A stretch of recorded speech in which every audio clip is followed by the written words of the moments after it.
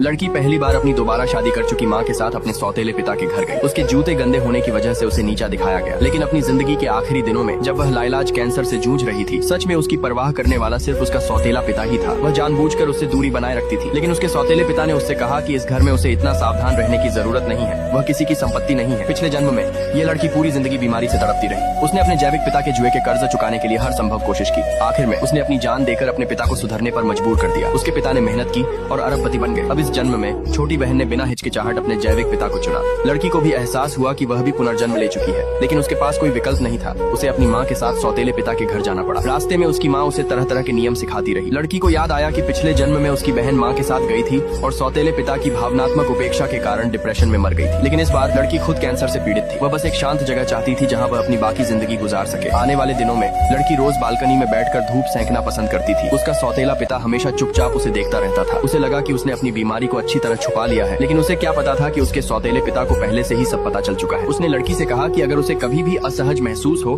तो वह उसे बता दे। एक दिन संयोग से लड़की को अपने सौतेले पिता का राज पता चला। विटामिन लिखी हुई बोतल के अंदर कैंसर की दवाइयाँ थीं। उसे एहसास हुआ कि उसका सौतेला पिता भी उसी की तरह है। दोनों अपनी जिंदगी के आखिरी दिनों की गिनती कर रहे थे। रात में दर्द के कारण लड़की सो नहीं पाती थी। उसी दौरान उसकी मुलाकात अपने सौतेले पिता से हुई, जो खुद भी जाग रहा था। दोनों ने एक दूसरे का राज छुपाने का फैसला किया। लड़की की हालत दिन ब दिन बिगड़ती गई। अपने झड़ते हुए बालों को छुपाने के लिए उसे टोपी पहननी पड़ती थी। उसके सौतेले पिता की हालत भी खराब होती जा रही थी। दोनों एक दूसरे का ख्याल रखते थे। जल्द ही उनकी शांत जिंदगी एक फोन कॉल से टूट गई। उस दिन छोटी बहन अपनी माँ से पैसे मांगने आई, क्योंकि उनके पिता ने घर बेच दिया था और 50,000 का जुए का कर्ज भी था। माँ के पास कोई चारा नहीं था।